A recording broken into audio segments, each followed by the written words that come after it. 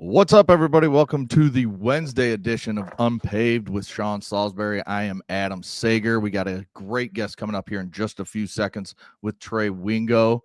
Sean, NFL kicks off tomorrow night. Cowboys, Eagles. How excited are you for the NFL season to get going? Segs, I'm pumped, and our next guest, who knows a lot about the Dallas Cowboys, and will have a hardcore opinion on the man who's general manager, owner, coach, Gatorade handout guy, and trade people at the wrong time, Jerry Jones. We'll get to Trey in just a second. I'm looking forward to talking to my former teammate and one of the best I've ever worked with, and we'll get to him. I'm excited about the game, Segs. There's a couple things, and we'll get into it after we get Trey on and come back out of it. We got a lot to cover today. Is one, the Dallas Cowboys defense. You weakened a team. So does the trade help them early? Not at all, because you weakened your defense now 3 years from now. But if the Packers are picking below 25, below the 20s, we've discussed, then what happens? Is the trade worth it for the Packers? And in truth, the Packers want this to pay off. And how healthy is Micah Parsons? We're going to find out with the needle and stuff how much he plays. On Philadelphia side, I'm talking about with Micah Parsons, the Packers this Sunday, Segs. As far as the Cowboys go, losing Micah Parsons, how will their defense show up against one of the more versatile offenses in the league, bandwidth-wise? Run it. They can spread you out in the pass game. They can also spread you out in the pass game and run it. They can tighten it up and still get the ball in space, and their offensive line's been dominant. And this defense, they didn't get any worse this offseason. So the hunger factor, it exists. Can they stay hungry after closing out that deal? So let's bring in our guy, Trey Wingo, right now. Segs, thank you. We'll be back here in about 15 minutes, 20 minutes. But I got my guy, Trey, in, longtime partner on ESPN, as good an NFL Live host there ever was, longtime radio host, and, well, I was going to say 30 years, Trey, but I don't know, 2 decades, 3. Well, it doesn't really matter. Who's counting, right? At this point, I'm glad we can still count, Sean. Yes, who gives a fuzzy? I can count strokes too. It's great to have you on. And at the end, Trey, I want you, with all the projects you have, if it's not this show, a betting show, it's another. You're ubiquitous. Good word, Trey. Speaking tremendous SAT poll right there, Sean. You had that. Hey, fight on, baby. USC education, brother. That's right. So, by the way, you could be the stand-in for Owen Wilson on the new stick on Stick. You could, if nobody's told you that. I was thinking about it, watching it. We'll get to that, because you could actually be the guy standing, because you got the taller than him, but similarities. But your nose is a lot better too. That isn't Owen Wilson like. Not broken enough. There you go. And Trey, the new project you're about to start, and I love that the name of the show. And we'll get to that, because I think you and I are on the same page when it comes to, well, how the media is at times these days and how they get their point across. Yeah. But before we do that, let's start with these Eagles and Cowboys on Thursday. Trey, I know your affinity for the Cowboys over the years as a Baylor guy, and just all the years we worked together on NFL Live and Sports Centers and the rest. Cowboys got weaker. Do you think they needed to clear house because of the headache? Is the headache bigger than the talent? What do we see from the Cowboys in 2025? I don't know, Sean. That's a great question. There's no clear direction. There's no clear path. They absolutely got weaker. And, when I talk about Jerry Jones, I think you need to put it in 2 separate categories. As an owner, he's marvelous. Like, the league is better because Jerry Jones is an owner. They made more money because Jerry Jones is an owner. Remember, the league had an endorsement deal, just national endorsement deals that they split up 32 ways, or how many teams there were back in the early 90s, maybe just 28. And Jerry said, well, that's cool, but I'm going to do my own deals for my stadium as well. And the NFL sued him, said you can't do that. He countersued, and they eventually, with the help of Bob Kraft, the owner of the Patriots, they realized, wait a minute, he's going to make us a lot more money, all of us, if we allow to do this. So he made every owner richer. He made the NFL more popular. He made the Cowboys stink, and they get higher ratings than any other team. So as an owner and a businessman, he's fantastic. The one thing Jerry wants to be is a player personnel guy, and he is awful at it. He is the worst general manager in the league, and I have no problem saying this based on information. It's not an opinion. They haven't won a divisional playoff game since 1995, or the 1995 season, January 96. That's 30 years. So what other general manager would go 3 decades without a significant playoff win and still have a job? The answer is no one. The only way you keep that job as a general manager if you know the owner. And the general manager knows the owner because Jerry is the owner as well as the general manager. The Cowboys, and Jerry needs, I don't think he ever will, they'll never be taken seriously as a team that can be built the right way as long as Jerry has a say in the matter. You know, Trey, I talked to Ed Werder last week, and he was talking when Jerry went into the Hall of Fame, and it validates what you're saying, that Jerry went in as an owner, but in truth, he'd traded if he could go in as a personnel guy. Like a Bill Polian. And the ego, while not only an owner, but the greatest marketer maybe in the world too, right, Trey? I mean, he's in the conversation. But on the flip side of it is his ego, the same thing that makes him great in one side of that business is going to same thing that's going to keep him from another championship ring, correct? Absolutely. Look, Jerry was asked this a couple of years ago by one of the stations that I think, does the Cowboy games in Dallas. And he said, well, if I brought in somebody to be the general manager and they came to me with a trade or a person they want to draft, he said, well, who do you think's going to be the one that decides that? And I'm like, yeah, that's the problem. You've just stated the problem. You need to divorce yourself from that process. And I want to be clear, the Cowboys have had some really good drafts. They're really good at drafting offensive linemen. Obviously, CeeDee Lamb was a hit. Micah was a hit. But team construction is the problem. And they've had some major whiffs, too, in the recent years. They took Taco Charlton at 2017 in the 28th spot in the 2017 draft. T.J. Watt was still on the board, and the Steelers took him two players later. When Jerry says, well, we got to improve our run defense. Yeah, because you blew it on Mozzie Smith, the defensive tackle out of Michigan. He can't play. He was going to get cut from what I've heard from insiders, but the Cowboys didn't want that headline around, especially if they were going to trade Micah Parsons. And this idea that Micah is somehow a problem against the run is preposterous. Now, I'm not a huge DVOA, all this kind of stuff guy, but EPA in the NFL is expected points allowed, okay? The Cowboys over the last 4 years, when they had Micah Parsons on the field, were the best EPA defense in football. When he was off the field, and we're talking about a summary, so it's not a small sample size of over 1,000 plays, they were the second worst. So if you want to talk about fixing the defense against the run, trading Micah ain't the answer. I'm tired of I don't know if we can swear here, but you can say whatever you want. Tired of the bullshit? I'm tired of the bullshit, okay?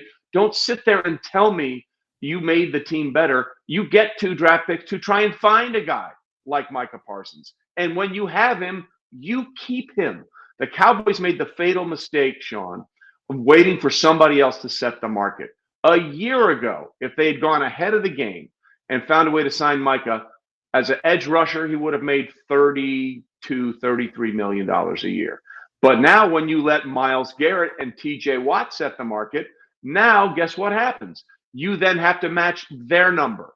So the Cowboys' fatal mistake in the whole Micah Parsons thing was not getting ahead of the game. But it goes beyond that. Why couldn't they get ahead of the game? Well, it goes back to when they decided to pay Ezekiel Elliott $52 million, a running back, when he was already beginning to split time with Tony Pollard at the time. And Pollard was better at the time, Trey. He was, more explosive at the time. Yes, so now they pay the running back before they pay the quarterback, which means they've got to get rid of Amari Cooper, who just re-signed with the Raiders. But if you go back and look at Amari Cooper's time with the Cowboys, he and Dak were in sync. Those two connected. I think their completion rate on third down was the best in the NFL over the time frame they were together, but they couldn't keep Amari, so they had to let him go, okay? So then you pay Dak, and I'm happy for any athlete to get all the money they can. Dak Prescott should never be the highest paid quarterback in football. Let's just be honest about it. Yet he got that title. Okay, so now you got to chase CeeDee Lamb's money, right? So now you have CeeDee Lamb and you have Dak with huge dollars. Well, we can't afford to pay Micah. You created this problem for yourself. And the interesting thing about it, it would have been in the best interest of the Cowboys to tag Micah this year and then sign him next year. Now, why do I say that? Because this is the first year of these new big contracts for Dak and CD. You offset some of that cap money with a signing bonus or however you want to do it. So their cap number is actually low. The balloon comes up in the second year. So it actually makes a lot of sense to sign Micah next year when you have these other big cap hits. So the balloon payment is not in 2026, but it's in 2027. They didn't even get that far. They didn't even get to that point. They have mismanaged the cap and this team to such a point that they're always chasing their own tail. And that's something that good teams and good front office people and player personnel people never put themselves in. Yeah, like a gambler. Don't chase the money, right? Good Trey? money after bad. Exactly right. That's exactly right. Trey Wingo, award-winning sportscaster. You've seen him, a longtime teammate of mine at ESPN, and as good as there is and as passionate as there is in the business. Trey, with the Cowboys coaching situation. Now, this is not disrespect. I love Dave Campo, and I love Wade Phillips and Jason. I do. When I say I love them, much respect. We know how hard the job is. And hell, your and I's affinity for Marty Schottenheimer goes far and beyond coaching, right? God rest his soul. And the family, great football family.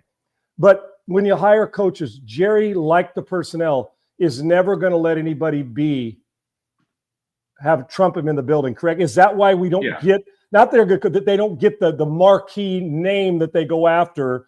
And not only with that, Trey, when you think about it, I can never have the face of my franchise, and you tell me if I'm wrong, a successful franchise over the course of time. I can never let the face of the franchise be the owner. No, you're right. Does that make sense?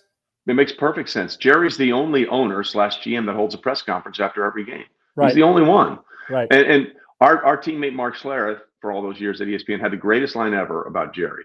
He said, it's one thing to hire a coach. It's another thing to empower a coach. There's only been two coaches that Jerry has empowered, Jimmy Johnson and Bill Parcells. And in the end, those were the most successful runs he's had during his time as the owner. You can say whatever you want about Barry Switzer. Yes, they won a Super Bowl with him. That was Jimmy's team. Those were Jimmy's players. Let's just be honest about it. I mean, Barry his introduction. You would have had to really screw that one up, right? Yeah. Right? I mean, he basically said we're going to run the same plays. Like he didn't change anything. So I good for Barry. I like him. He's a fun guy. I think we all know what that was. The point being, Jerry empowered two guys, and he gave them the authority. He hasn't done that for anybody else, whether it's Dave Campo, whether it's Jason Garrett, who he hung on way too long because he remembered Jason as the third string quarterback that came into that Thanksgiving Day game in 1994 when Troy and everybody else was hurt and threw 3 touchdown passes to beat the Packers. Like that's how Jason Garrett had that gig for as long as he had it, because he didn't see him as a coach. He saw him as that guy who was part of those 90s Cowboys dynasties. So both Bill Parcells and Jimmy Johnson, to some degree, got fed up with the bullshit. And they said, I can't take it anymore. And I do believe that Mike McCarthy on that level is probably going to be looked at again. String him along on another 1-year contract. I think they should have gotten rid of him before last year when they had that playoff blowout loss to Green Bay. The Cowboys had the second longest home winning streak in franchise history. And that season had the best points scored at home in the NFL and the best turnover differential in the NFL. And Green Bay walked in and kicked their ass, right? Kicked their ass up and down the field. That's when you should have gotten rid of Mike McCarthy. But I think Mike McCarthy at this point said, I don't want to go on this 1-year contract again crap. So I think he kind of walked away as well. So yeah, I like Brian Schottenheimer. Okay, and I'll tell you, one of my favorite things about Brian is that when he was an assistant for the Jets, I'm not sure if you were still there at that time. That's when they won the AFC champion. They led the league in rushing, and that was when Rex was the coach. Yeah. He came up one day during the summer and sat in with us at a production meeting. He wanted to watch NFL Live and how we went about preparing for the show. And I had so much respect for Brian for that, because he wanted to know, I know what I do to prepare my players. I want to see what you guys do to get ready to talk about us and talk about these teams. Now, whether that means he's going to be a successful head coach, I don't know, but I really respected that for him. So I want Brian to succeed. But again, at the end of the day, every player in that locker room knows if they want something, they don't talk to the coach, they talk to the GM and the owner. Trey, when I say the Philadelphia Eagles are clearly the best, if I say they're clearly the best team in the NFC, maybe the NFL. Yeah. Give me the opposition and why there's a threat to their throne this year, and who is it? Well, I think you have to start with them, and then can they do what the Kansas City Chiefs most recently did? Can they find a way to repeat? Here's my biggest concern for Philadelphia, and people are going to go crazy when I say this, but it's Saquon Barkley. Now, hold on. Let me explain. This is not a hot take. This is not a wild opinion. I saw a bunch of those this morning on some other shows, dude. You're good. Kill me. He's the 9th 2,000-yard rusher in NFL history. So I went back and looked at the numbers of what happens the year after you run for 2,000. And the most remarkable thing was some had very successful runs. Several of them got hurt very early. But I looked at the yards per carry specifically, and the drop-off was significant. Like, let's just start with OJ. He averaged 6 yards a carry. By the way, I don't care what you think about him as a person. OJ in 2003, 14 games, 2,003 yards, still the greatest single rushing season No in the history question. of the NFL. It's And not maybe even the best combination college and NFL running back of all time, Barry Sanders in the conversation. correct. Right? But anyway, OJ in 73 averaged 6 yards a carry. It went down to 4. And you go down the list, everybody, whether it's Derrick Henry, Adrian Peterson, the yards per carry drop off the year after 2000 is about anywhere from 1.5 yards to 2 yards. Now, what does that tell you? That tells you those big time explosive plays that you see with regularity in a 2,000-yard season, probably not going to be there again this next year. And I know the Eagles still have one of the greatest lines in the NFL, but the wear and tear your body goes through in a 2,000-yard season shows up the next season. And let's add in the fact that Saquon is the only one of the 9 2,000-yard rushers in NFL history to actually go to the Super Bowl. So not only do you have the wear and tear of a 2,000-yard season, then you have 3 extra games you play in the postseason. And I think Saquon will probably run for 1,400 to 1,500 yards this year, which is a tremendous season. But that also means those 60-yard, 70-yard, 90-yard runs where he's jumping sideways over people and kung fu fighting in the air aren't going to be there with the regularity. So we're going to have to find another way for the Philadelphia Eagles, based on the statistical data, to have more explosive plays. And I thought we saw a hint of that in the Super Bowl. The Chiefs did an amazing job in selling out to stop Saquon Barkley. He got his touches, but not his yards. And as our guy Russ Baxter will tell you, it's the touches or the carries, not the yards with them. No doubt. Great stat. Correct. So then we saw that Jalen Hurts found a way to make those big plays against really good corners. And I think they're going to have to do that on a regular basis this year if they're going to be as explosive as they were with Saquon last year. What NFL team puts a smile on your face, say, we're not talking about them enough, or that you say they are a challenge this year, even though they're not in the Buffalo, Baltimore, Philadelphia range. Right. Who you like? Well, I do love one team, but it's all on one very big question. And I think the Rams are loaded. I agree. If they had played, that's it. If they had played that playoff game somewhere besides Philadelphia, I think they win it. I mean, like the snow, I'll say it's the same for both teams, but it's not once a power running team, if not as an air show. I mean, it's not the same. So, but you're right. When I hear a 37-year-old quarterback in his 17th season, is dealing with his back and sort of moderating his back in preseason, that's a huge red flag. I'm going to watch Matthew Stafford games like this the way I watch every time Tua scrambles. It's like, oh God. Right. So if they will go as far as Matthew Stafford's back can take them, and I think it can take them a long way, but I am scared to death when I hear a 37-year-old in year 17 or 18 is monitoring and his back, because one hit and we're done. You could sneeze with a bad back and be out of a game on Sunday. Right. Is it fair to say it's Josh and like Augusta moving day on Saturday that Josh and Lamar are at the point, Trey, know how great they've been, spectacular, but that we're going to lump them into the January, didn't quite get it done guys yet? Are we there yet, or are we close? I think there's more of that on Lamar than there is on Josh. And let me explain. Again, Josh Allen is the first quarterback. And you know my position. Wins and losses are not a quarterback stat. Teams win games. Teams win championships. But the NFL keeps this stat. Josh Allen is the only quarterback in the history of the NFL to start his career losing 4 times to the same quarterback or the same team in Kansas City. No one has ever done that. So it's a huge mental hurdle. However, when you look at those games, Tyler Bass missed the field goal that would have sent the game to overtime a couple years ago. Josh Allen was perfect against the Chiefs in the 2021 divisional playoff game, and then they decided, for one reason I will never understand, to kick the ball out of the back of the end zone, thus giving the Chiefs those 2 timeouts and 13 seconds to play with, which was the stupidest decision of all time. You can look at the way Josh has played and say it wasn't great, but he's also really done well in the postseason. There are still those lingering questions about Lamar, the 2 turnovers in the first half against the Bills, the way they played the AFC Championship game the year before against the Chiefs in Baltimore, where he threw a couple of costly interceptions. So I think that you can say Josh has risen to the occasion. The team didn't rise with him.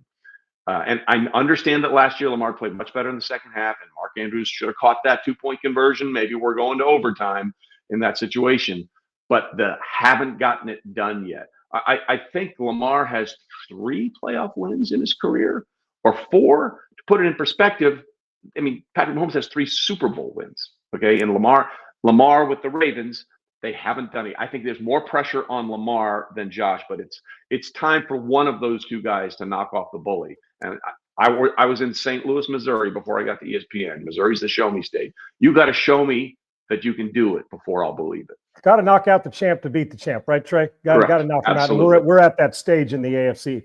All right, my man, you and I, in all the years we covered the Patriots, which was daily on our show with Bill and with Tom. Now let's switch to college. The optics of walking on the sideline, the girl talk, I mean, all the stuff that I would have never, Trey, you could have said, Sean, I'll bet you $1 million that this happens. I'd have taken the other side. There is no way any outside distractions affecting his football team. Why? And is Bill Long for North Carolina? Well, I said this when it happened and no one really paid attention, but I'll say it again. In the contract he signed with North Carolina, he had a $10 million buyout, which means if he wants to leave, he's going to have to pay the school $10 million, which is a significant chunk of money. But on June 1st of this year, that buyout dropped from $10 million to $1 million. Now, you just don't arbitrarily put that in a contract, okay? You put that in a contract for a very specific reason. Well, why is that?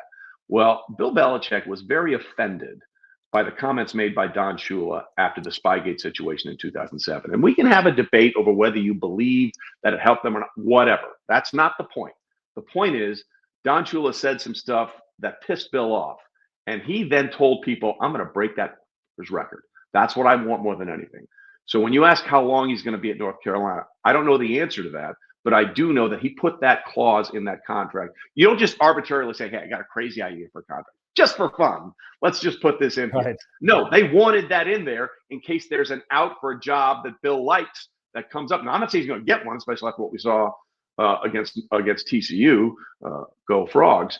But I do think that was in there for a reason. Bill eventually would love to get back in the NFL and take down Shula's record. Whether or not he gets there, I don't know. But that clause is there for that reason and that reason alone.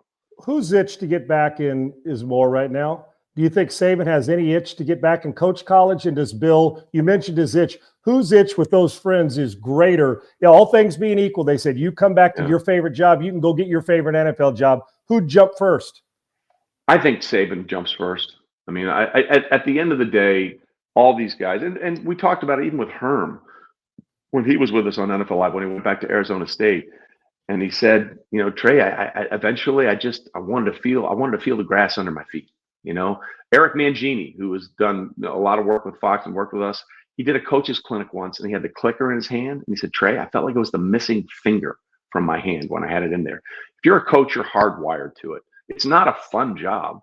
It's a job that will probably kill you in the long run. So you're hardwired, and Nick Saban is still hardwired. I think he absolutely, even though, he says what he says about I can't deal with the NIL and all that kind of stuff anymore. Coach is coach. I think he absolutely will jump back into college.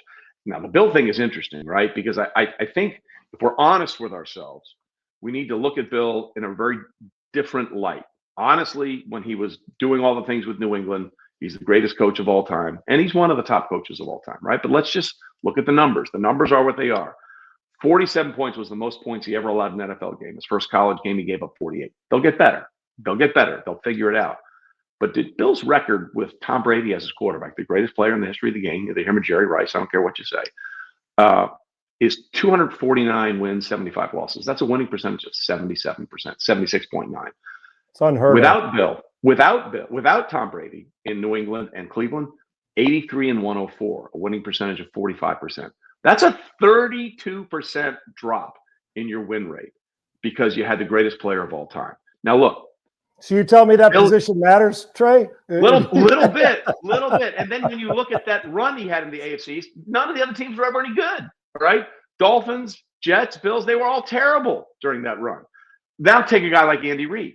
Andy Reid is the winningest coach both in Philadelphia and Kansas City. No one's ever done that. He has over 100 wins with the Philadelphia Eagles, 100 wins with the Kansas City Chiefs. No one's ever had more than 100 wins with two different franchises.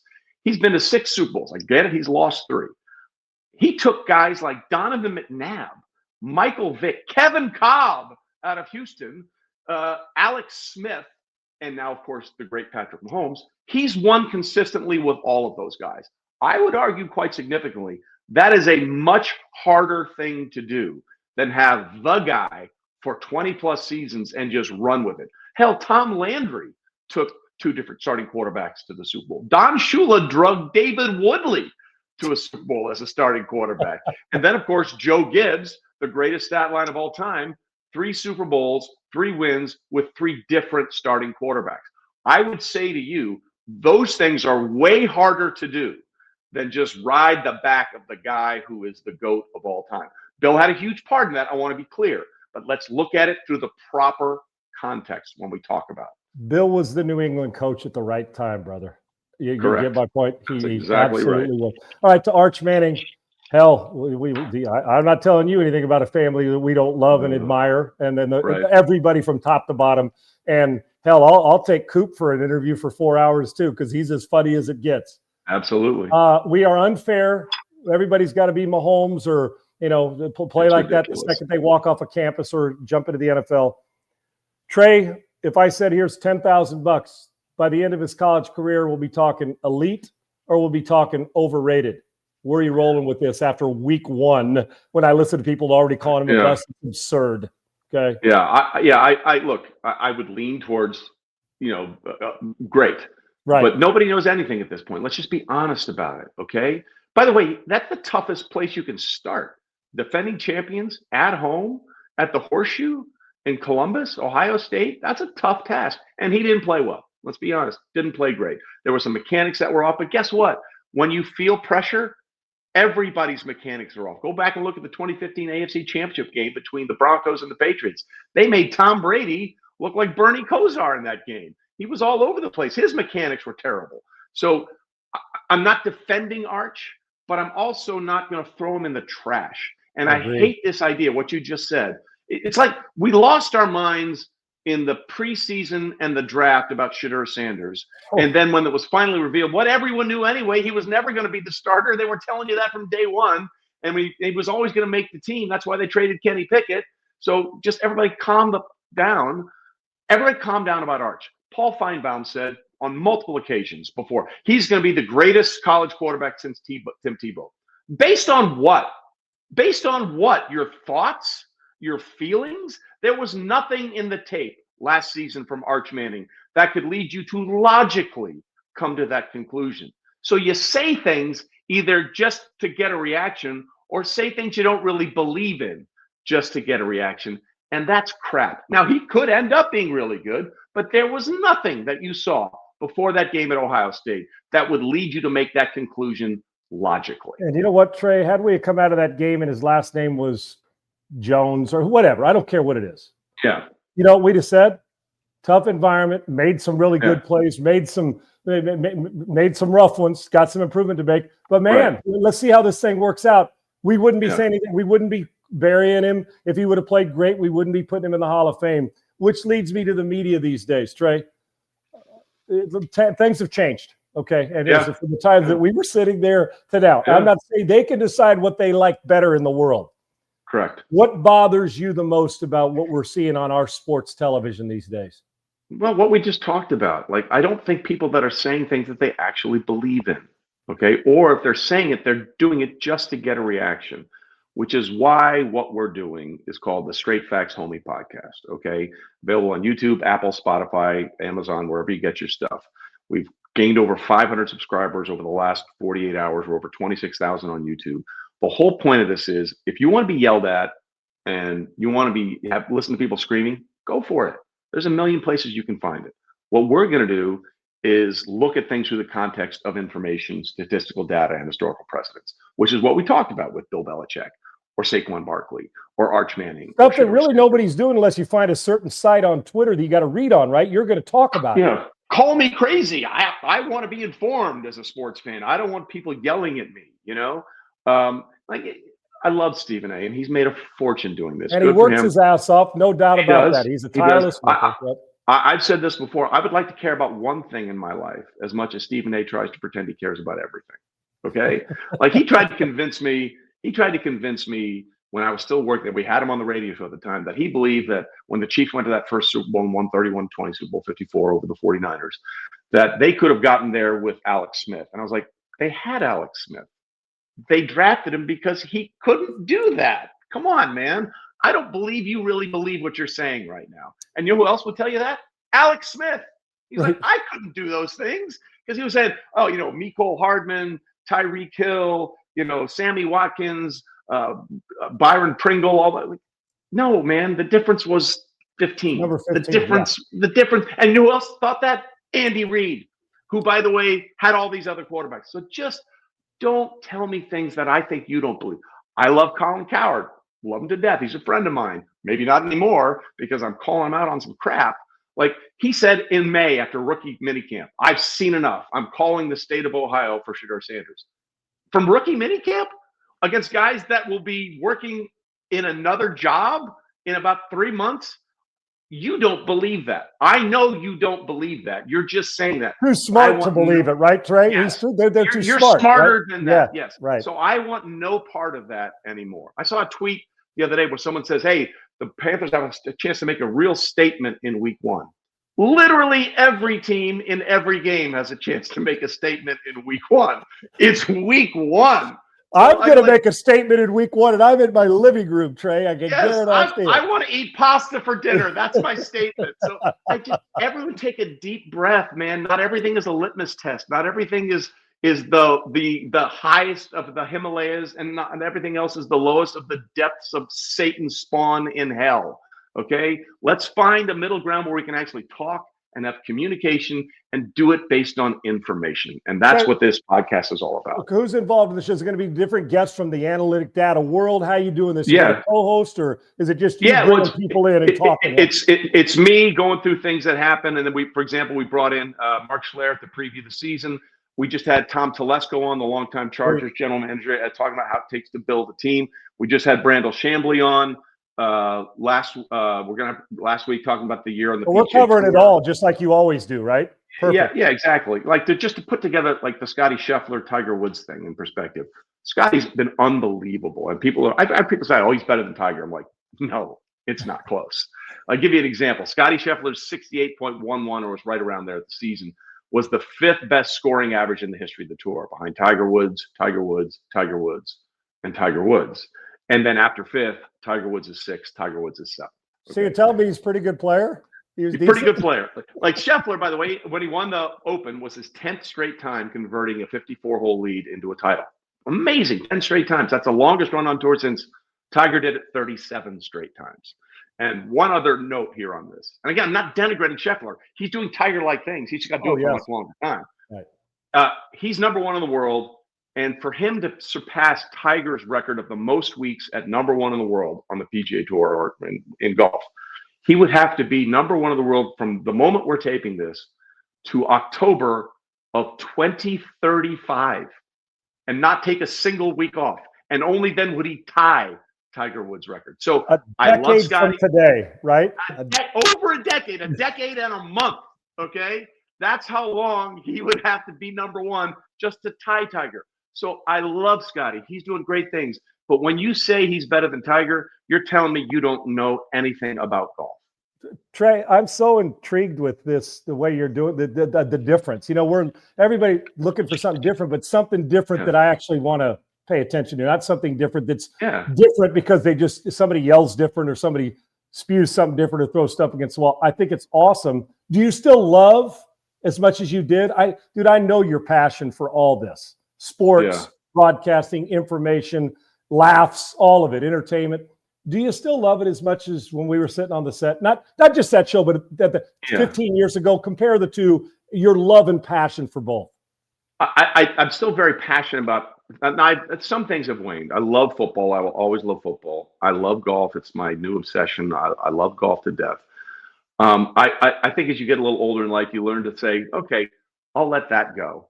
It doesn't really mean that much to me. These things matter to me. And like there was a saying at ESPN back in the days, we don't take ourselves seriously. We take sports seriously. I feel like it's completely flipped. Now we take ourselves seriously and the sports are just, hey, let me have a hot take about something. They're getting in the way of my hot take, right? Exactly. So for me, the passion for me now is I don't want to do. I don't think I could do NFL live anymore because it's basically an hour a day. And let's be honest, sometimes you had to make some shit up. Well, we got an hour to fill. What are we going to talk about today? So the beauty of this format for me is we come at you 3-4 times a week, talk for an hour, hour and a half, have a guest on, get into deep stuff. And that way we're cutting out all the crap. We're cutting out all the fluff and all the kind of stuff.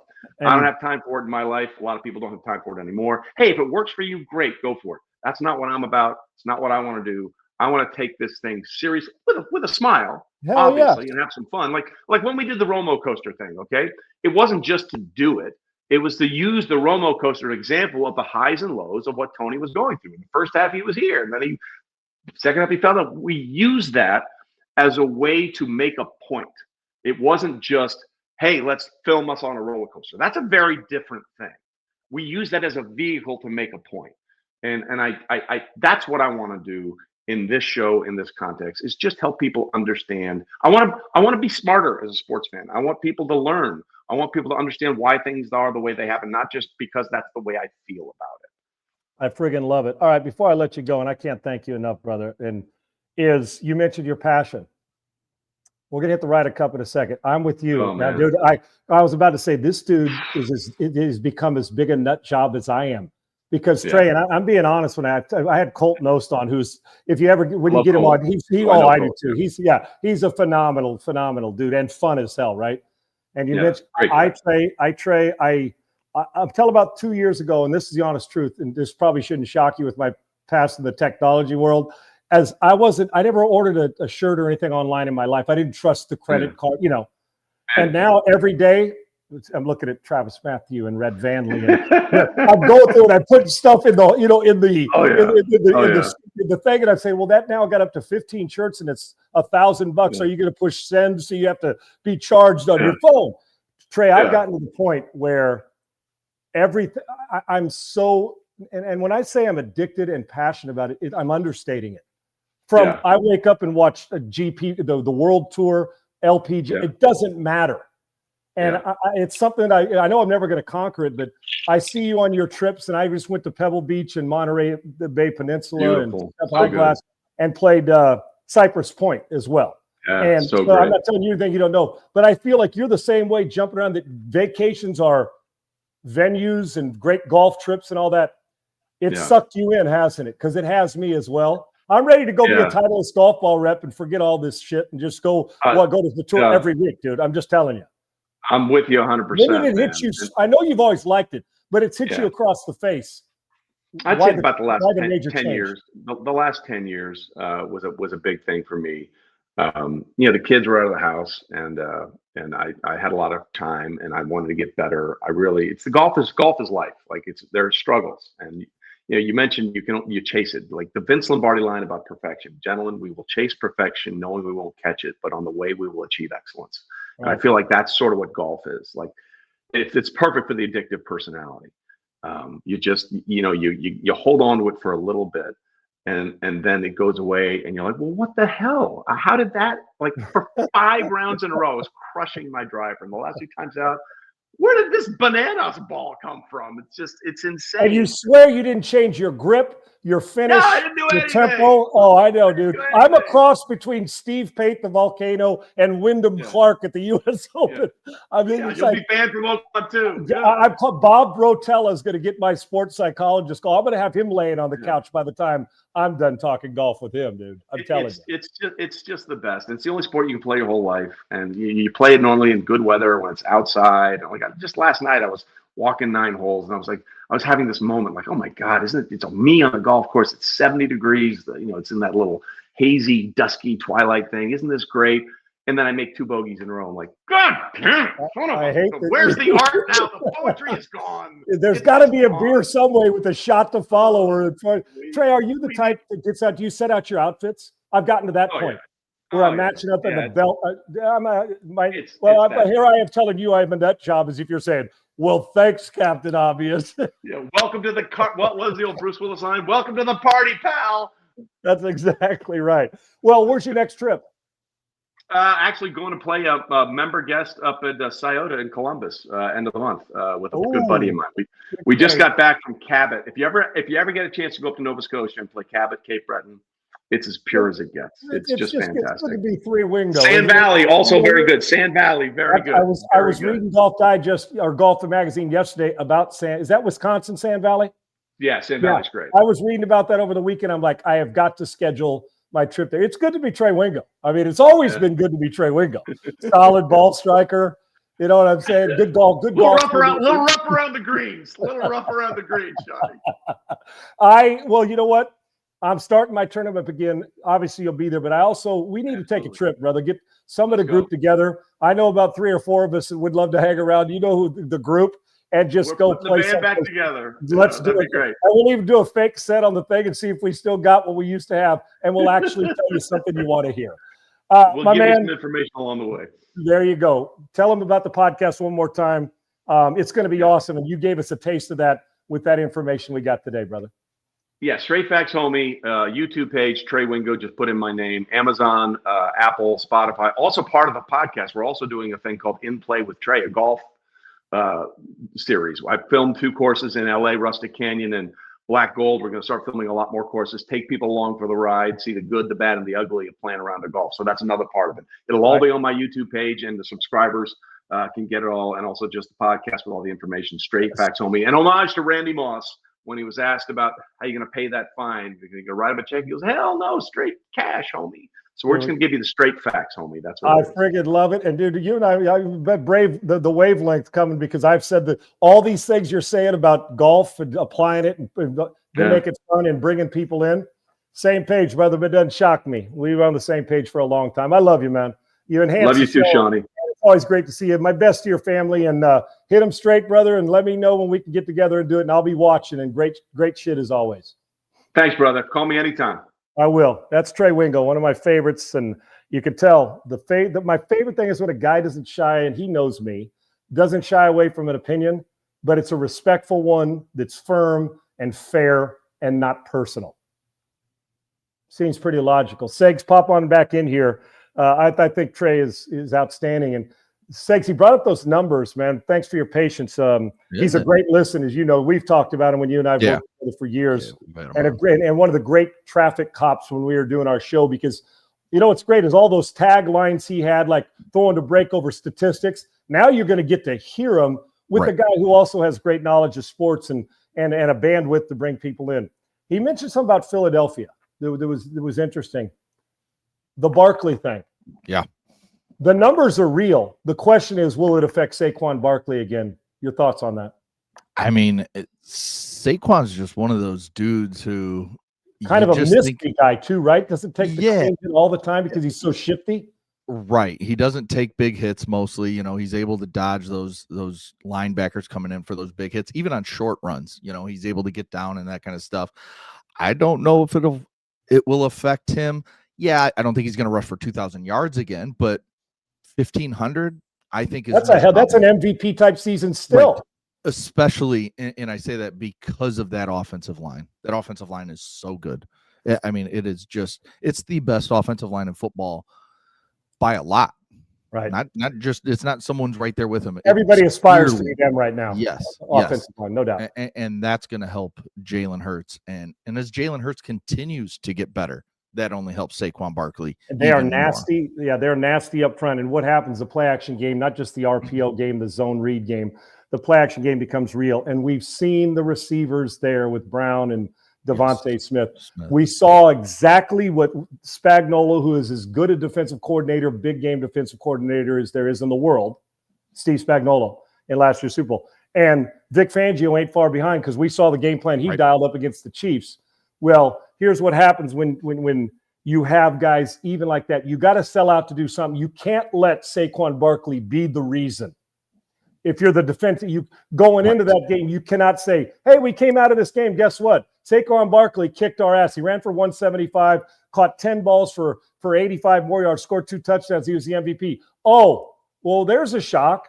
Spagnuolo went in saying, that guy's not beating us. It's kind of the Bill Belichick thing where their best player's not going to beat me if we're doing what we're supposed to do. Somebody else will have to. Well, Jalen Hurts in the clutch, both Devontae and A.J. Brown scored in the game, if I'm not mistaken, Segs, on big plays.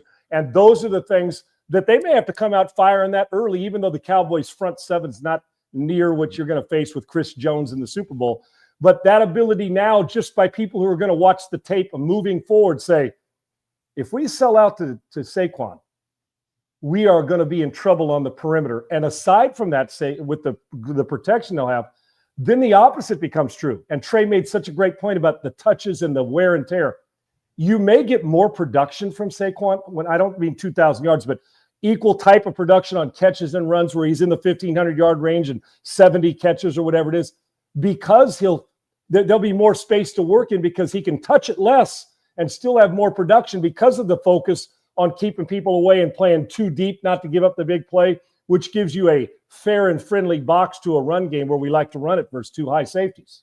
Yeah, and I think he can be utilized even greater in the passing game this year, where then you're not taking those hits, going 3 yards and everybody's falling on you. Right. And, you don't have big defensive tackles, big defensive ends hitting you every play. I mean, because he's one of the best receiving running backs in the league. I mean, so you can utilize him in different ways. Such a home run hitter, Segs, right? Yes. Last year it worked on the ground, and they stuck to it, and they rode them all the way to the Super Bowl. Yeah, and impressive. It's just they're a wagon. They are clearly the best team walking into the league right now. And yes, there's some nipping at their heels, but just both sides of the ball, they can be dominant, and we could see another really, really good season from the Eagles. No doubt. Kim Hall, Lucy, we see that great stuff, and you're so right. And also to wherever Philip Birds, wherever you are, and Dr. J, you guys better be busy. I don't see you up here making comments. I'm coming to get you guys. Excuse me. What were you going to ask, Segs? And I know you had a couple other topics on your mind. Yeah.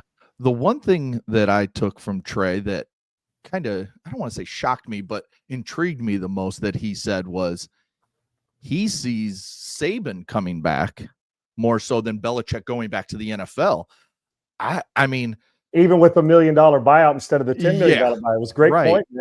But I mean, Nick Saban, I don't know. Like, why would you leave Alabama unless he just saw Alabama slowly kind of trickling downward, and he said, let me get out now with the NIL stuff. Let me get out. It drove him crazy. To figure some things out.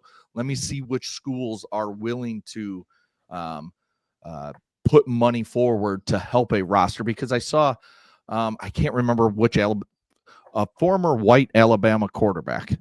You can name 15 of them. There's a whole bunch of them, dude. Yeah. This one doesn't play. I think it was Greg McElroy, now that I think about it. He was a good broadcaster, too. Yes. He said that he has talked to multiple people inside Alabama that say they don't even have $20 million to spend on their roster, whereas other teams have $40 to $50 to $60 million in their war chest to spend. And Segs, in all the years, Saban's a great coach. That's such a captain obvious statement. But he'll even tell you that where his expertise has always been is his ability to recruit great players and keep them on campus.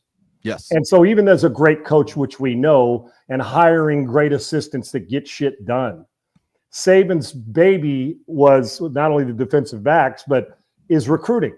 Yes. And he lost that advantage when you could outpay him. Texas Tech can outpay Alabama by $1 billion because of that West Texas oil and gas money. The key here is that what happens, in my opinion, Nick, who's so dominant, he always get good players, but then the coaching and the recruiting edge. He'd get two more than you and has great coaches. So he'd always have the advantage. Now, even when you get him, number one, you got to recruit them while they're there, as opposed to just recruiting them to get them there. Now to keep them there. And then all of a sudden it gets even because, Kirby's giving more money. Texas Tech's giving more money. I don't care if you're a legacy player that your dad played there. Oh, they're giving him $1 million more. Oh, go to UT or go to Southern Cal. So that brought this to here. And it's like, well, how do I continue to do this without getting out of hand, knowing that while we may have money, Alabama's not doing what others are doing. So it forces the hand. And I think about Nick, and I think Trey's 100% right. We know the coaching bug doesn't leave. It's, can you resist going back in, and how much do you love what you're doing? Bill in college, Nick on the set, who does a phenomenal job on on College Game Day, teaching us and getting up on the board and telling us, and I love it. But that itch is always there. The question is how big and how bad do you want to scratch it? With Saban, the only thing for me, and I'm with Trey because I still think maybe the freshness in our mind about still winning with Nick Saban, right? And we get to hear him on TV every week, so we still crave him, where Bill was on with the Mannings, but kind of a little more distant with it, right? I think that if DeBoer got fired, would Nick go back, or would he feel like that's that I had to? Would it get this? It's almost not that he's begging, because you don't have to beg Nick Saban. I mean, Nick doesn't have to beg for anything, but almost like, all right, let me go back. I'm bored and go back. You know what? Because I don't think he wants that perception. The other side is, I have a hard time thinking that Nick Saban would go coach anywhere else, but I can tell you 2 spots that I believe he would entertain in my mind. Okay, because I have 2 as well. The University of Texas, but he's got his guy there in Sark. Okay. And I know the Longhorns, and there's probably more. But I damn well tell you, and maybe somewhere in Florida, which we can get to, but I think he'd entertain my Trojans. I do. Okay. I think he'd entertain the Trojans. Now, Lincoln's there. We'll see if 73 points carries over into the Big Ten schedule. Right. But I think that, well, first of all, we have enough money to make it worth his while. But that private big money, they got plenty of. The question is, they want to spend it. They're starting to spend it. Secondly is, he's got L.A. and he can still do all this stuff, even though it doesn't have the small Tuscaloosa field that I know he and Miss Terry love, right? But there's also egos involved with all this. And Nick would have recruiting base, put a fence around LA. He would have a tremendous amount of money to work with. Yes. And it wouldn't take long to win. And the truth is, while John McKay, John Robinson, you've been plenty of guys removed from those legends, even though Nick is the biggest legend coming in. So those are you would consider. And then I'm thinking, would he feel like he was letting Alabama down after all he did there, because those are his people, going somewhere else? But we know that money, ego, and all that, and a chance to continue your greatness is hard to turn down. So you don't even, my 2 don't match your 2. Who are the other? No, they don't actually. Okay, who are the 2 that you would think that would be possible? The first one, I have a hard time seeing him here because of the area, because of how he likes to go down there. Right. Oh yeah. Miami, the money is there. He would not even have to entertain, like, everything would be taken care of for him at Miami. We've already seen it. Any brushback or high tight fastball up in the kitchen because of the Miami Dolphins' lack of success when he was there? Possibly. He didn't have the quarterback. Remember, he passed on Breeze, and Culpepper was still hurt, right? And he never quite had the quarterback. Right. The Miami boosters, the Miami fans, they crave so much to get the Hurricanes back to early 2000s, the Swagger. 90s, the 80s. Yes. Getting back to and he would do that. I mean, they already bring in good recruits. They spend a ton of money. We see him getting, and he's the best recruiter in the world without money. Right. There's no doubt. That's a team I could see, if Mario Cristobal struggles again this year or doesn't reach the level that they think they should be at, he could be out. So then that job could be available. But again, it's Miami. It's South Beach. Does he want to deal with kids? And he likes the water. He likes his boat. He likes the water. But it's kids partying down there. Will that drive him insane? Tuscaloosa is its own little world that he can control. It's not really a college town, even though Miami's it's like LA. He can't control it. There's a lot of distractions, and the distractions drive the guy crazy. Yes. Right. Which I'm sure watching Bill Belichick with the girl on the sidelines, it's probably driving Nick crazy for his buddies seeing her on the sidelines, which we'll get to another day. So what else? For sure. My second team kind of fits more that college town feel. Another team that with another season, I mean, they were really bad last year, but with a season that doesn't go as well as they think it should, Florida State and Tallahassee. That's why I said Florida. Yes, it's a big,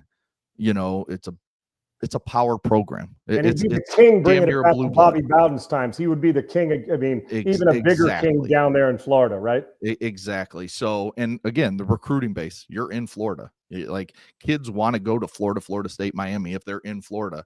And so you're just plucking blue chip prospect after, and they have money to spend as well. So I think those two stand out to me as jobs that could definitely be open. But I do really like the SC one as well, because if it doesn't go well, I know Lincoln Riley is Lincoln Riley, but USC, they don't listen, bullshit down there. They don't. And Segs, as much as I hope it works for Lincoln, because I love him. He's a great guy. But they got to play defense. They got to win. It's a production business. You have to. But I can tell you this: if it didn't work out, he absolutely has to be your first call. Absolutely. You say, here's an open checkbook, dude. We'll support you anywhere you want. Because and where I disagree with Kim down here, and Kim's got plenty of great stuff. One, he's not too old to build what he started at Alabama to start over. They wouldn't have to start over at Alabama. Right. All they do is have a few retooling and to get that the respect when he walks in the door already has people. It's not like he'd be going to, no disrespect to Mississippi State, but he didn't have to go there and fix that. Secondly, and as far as starting over, if he had to go to a program that was the ninth best team, of course he would. He's going to go to if he ever leaves, which I think we crave, he's going to go to a blue blood program where where they've given him all the support and he can kind of build a little wall around him, not having to see the NIL stuff, even though he's dealing right in it. And he'd have to change his mindset about it. And also, Kim, Miami doesn't have the skill players they used to. And there's a reason, because they don't have the best recruiter in the world doing it. I got news for you. Within about 50 square miles of the University of Miami, there are a million skilled players. Well, I'm a little hyperbolic, that you can go find, and then you got to develop. Yes. Are Ray Lewis's and Michael Irvin's walking around falling, where they just fall out of a truck and land in your lap? No, but there's guys that are talented like that every year. The key is finding them and developing. So I don't think that Nick Saban, he wouldn't go somewhere. He ain't going to University of Arizona. Even though Arizona's a decent program and gotten better, he ain't going there. But if he did come back, it's going to be a blue blood program that opens up a pocketbook, that lets him do whatever he wants when it comes to NIL, even though it drives him crazy, just like fast-paced, high-powered offenses drove him crazy. He wanted to play slow, win 17-14, and let his defense do their job, and slow it down, throw it 18 times, and beat your ass running the football. Well, he had to switch. He hired Lane Kiffin and Sarkisian, two wide open. If you can't beat him, you join him. And what did he do? Still play great defense, learn something new, hire people that do something that drives. He hired people that drove him crazy on their offenses, right? Not the guy, but, I'm going to hire somebody. The best thing to do is hire somebody that beats you at your own game, right? That beats you playing fast pace. So what did Nick do? Goes and gets those guys. And now look, dude, if I'd have told you 30 years ago, University of Texas, University of Oklahoma, and Alabama would be throwing it as much as most teams in the country, you'd have looked at me and said I was out of my friggin' mind. And LSU. Yeah. Now look at these four. They want to play defense, but the good ones know how to adjust and adapt. And there's been nobody in the history of college football better than Nick Saban. Segs, you mentioned to me, and I'll get your take. I was on my Framber Valdez. Just a quick spot of baseball here today, which both you and I love. Matter of fact, I think most of our conversations of life have probably stemmed around more baseball than anything. Is he throws a pitch when Salazar wants him to back off as the catcher. He doesn't back off. And Framber's had the history. I'm not going to bore people. Go back and look. He has a history of, being an emotional wreck, wearing his emotion on his sleeve. He gets sideways for one inning, and you don't know what you're going to get. When he's on, he's as good as Scooble. He's as good as any left-hander in baseball. That's why he's going to get paid. It's just not going to be at the Astros at the end of this year. They're not going to pay him that much. Plus, the trust factor in, can I run him out? See, I'd run Hunter Brown out first if it was an elimination game before I'd run out Framber. Now, the emotional wreck, when you say he's got it all, well, he's got it all when it comes to stuff, but the emotion sometimes trumps the stuff, and it becomes a problem. So he gives up a grand slam to the Yankees and then comes back and he's pissed. Salazar, they're pushing it. And their explanation of, was just I pushed the wrong button. We couldn't hear, crossed him up. So Salazar's looking off speed stuff. And Framber throws 93 and hits him in his gut with the fastball. And regardless of the explanation, Framber's childish when it comes to this. Great talent, childish. There you see. Now, I want you one more time. Blow that whole screen up. Take us off here for 1 second if you can, if that's possible. Triple E, if not, no big deal. But I want you to watch this again now. Think about when you cross a catcher up, Segs, or you cross your kid up or your dad when you're playing catch. You step towards him and say, hey, man, my bad. Look at this. Bam. Turns his back to him. The catcher looks at him. His head snaps around like, are you out of your motherfucking mind right now? Right. Watch him again. And so explanation, we're friends and it happened. He looks at him like, dude, And then he turned his back to him like, don't even approach me right now. So Right. all that being said, the emotional wreck that is Framber Valdez at times drives me crazy. Sakes, because he's so friggin' good. Now, I talked to GM Dana Brown this morning, as I do every Wednesday. I asked him, and you know what? I said, Dana, come on, man. You can't tell me. It's a cross-up. Yes, they crossed up. But there's something deeper than this because Framber was pissed. He goes, Sean, listen, they've worked it out in the clubhouse after it was a cross-up. He was frustrated, and he's a competitive guy. So he answered the question. Yes. Framber Valdez was out of hand last night, and you got to rein him in. He goes, Sean, he's a linebacker that emotionally sometimes lose it. The problem is, as a pitcher, you can't be. You can be a bulldog and a linebacker, but you can't get sideways because in a 3-game series like last year, what happened to the Astros? Got swept in 2 by Skubal and the Tigers. So if you're ace at the front of the staff, would you ever say, hey, man, I'm worried about Smoltz's bulldog mentality? No. Or Maddox, or Hunter Brown, or Tarek Skubal, or Pedro Martinez? You know the group I'm talking about. If you're going to be my ace, I can't let a home run, a grand slam get you so sideways against the Yankees. Matter of fact, even more so, I need you engaged. Number one. Number two is it's just childish bullshit. As much as I like Framber, let's call it like we see it, to do that to your catcher. And then the catcher said, well, I picked the wrong pitch. Well, you know why that didn't hold water? Because if you did pick the wrong pitch, you were calling for off speed. And if you knew you picked the wrong pitch and he was being stubborn, you'd have set up for fastball and it wouldn't have hit you clean.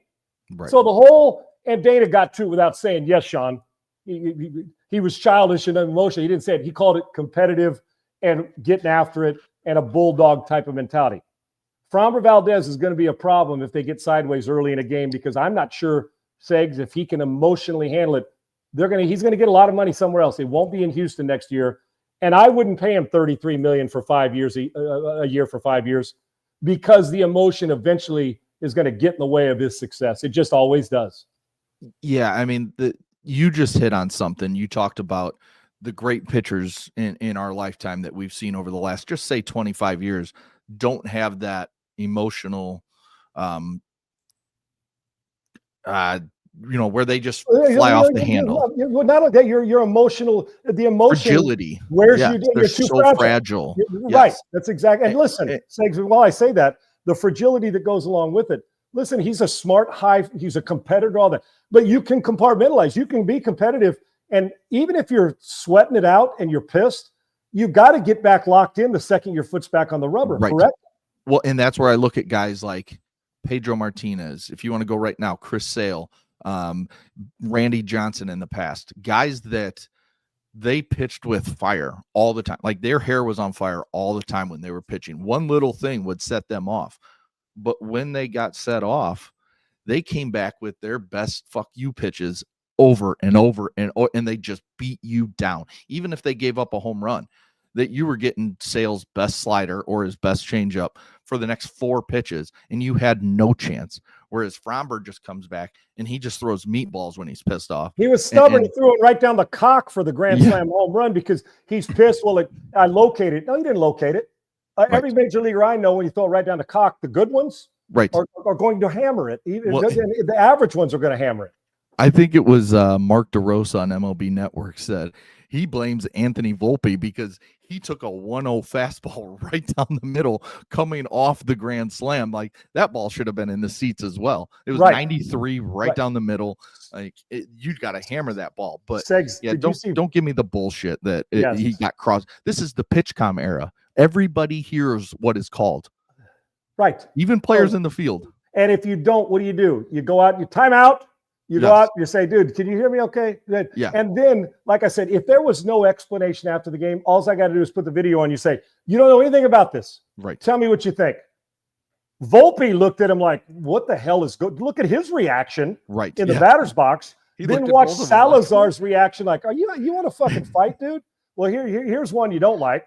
Throw it right down the cock. Yeah, if he located that, then that ain't location. And Framber's usually good. He's a ground ball pitcher. He got it up a little bit. Ball's hammered opposite field. Now I want to know what pissed him off more. Was it the step back off the mound, or was it giving up the grand slam? I think it was the stepping off the mound. Agreed. It was almost as if he said, "No, you're not going to tell me to step off. I'm ready to pitch." Hey, rookie, shut up and just be back there and catch. Salazar's young, and he's a third string catcher. with He's only had Diaz and getting 14 character- career starts. Right. 14. So with that, Segs, Volpe's looking at him like, are these two out of their mind? He's looking at Salazar like, dude, you're dealing with this today?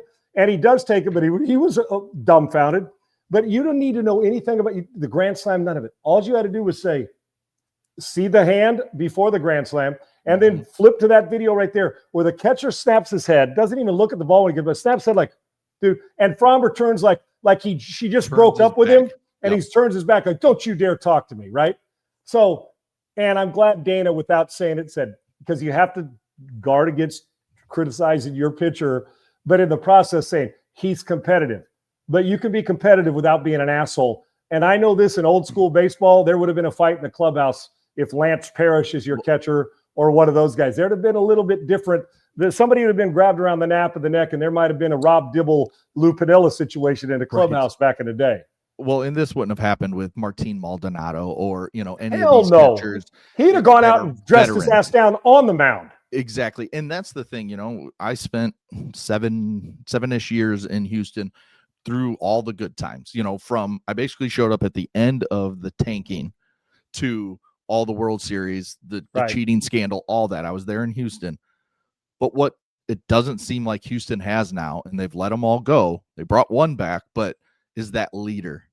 Altuve is not that voice guy. He's never going to step up and say. Just a fun guy by example. That's right. George Springer and Alex Bregman would have never let that go. They would have whooped Framber's ass in the clubhouse themselves. Right. And Correa kind of seems like that guy, but I don't know. He's that guy on the field where he goes and you know what I'm saying? Yes. And he's the heel when you're against another team. But I think they're all tread lightly around Fromber in the clubhouse because they know. Because it's just like when somebody said, well, what if you start Hunter Brown in the opening playoff series? You may lose Fromber the whole time because he'll pout his ass off. Yes. That's the emotional wreck. Even if the matchup was better, let's start Hunter in the first one. Well, what are you talking about? I'd be afraid he'd go into the friggin' tank. And you like this and throwing that pitch, it was almost as if to say, you didn't get me what I wanted for Christmas, I'll show you. And you just can't have that. And I'm telling you, I had Smoltz on Eggs on the morning show. Everybody that comes on, it raves about Fromber stuff, but it always ends in but. Right. But. And that but is the emotional. If a quarterback was emotional as him, I don't mean energetic like Favre was, where the emotion got in the way of you doing what you do, it becomes a problem. All right, Sigs, I'm going to save tomorrow. I'm going to save the Kawhi Leonard stuff. Because I'm sure we'll learn some more information throughout the day. Pablo Torre, who's a deep dive guy and been in journalism for a long, about this $28 million that he and Steve Ballmer, the owner of the Clippers, and he also is the one who funded the tree cutting down company or tree planting company. One of the two. Right. We're going to discuss that tomorrow because this belongs at the top and with much more conversation. And I don't want to take people to 1:30.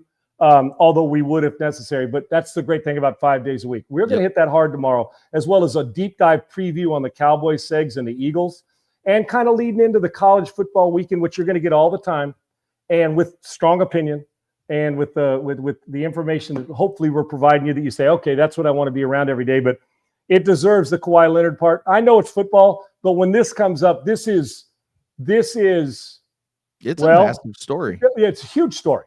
Because this could go on all over sports. This isn't just a basketball thing. This could go anywhere. Well, who owns most of the billionaires with a B, not an M?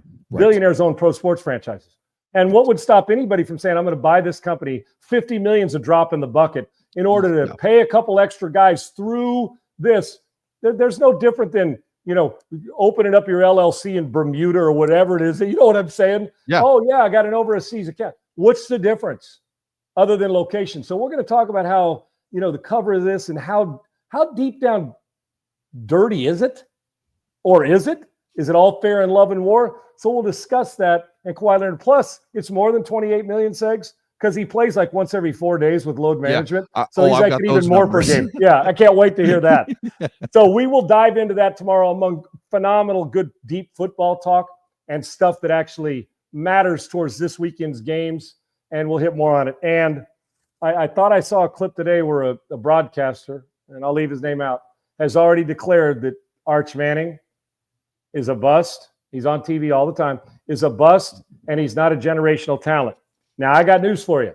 If you can figure that out in one start against a good team, then you need to get into a different line of work because you are really good at evaluating talent, especially when you didn't play that position, evaluating that talent.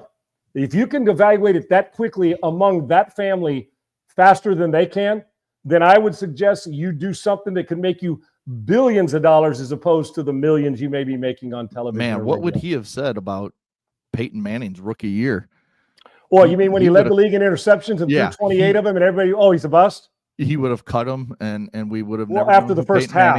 Yes. After the first half. Yeah. Well, Bryce Young was done too, right?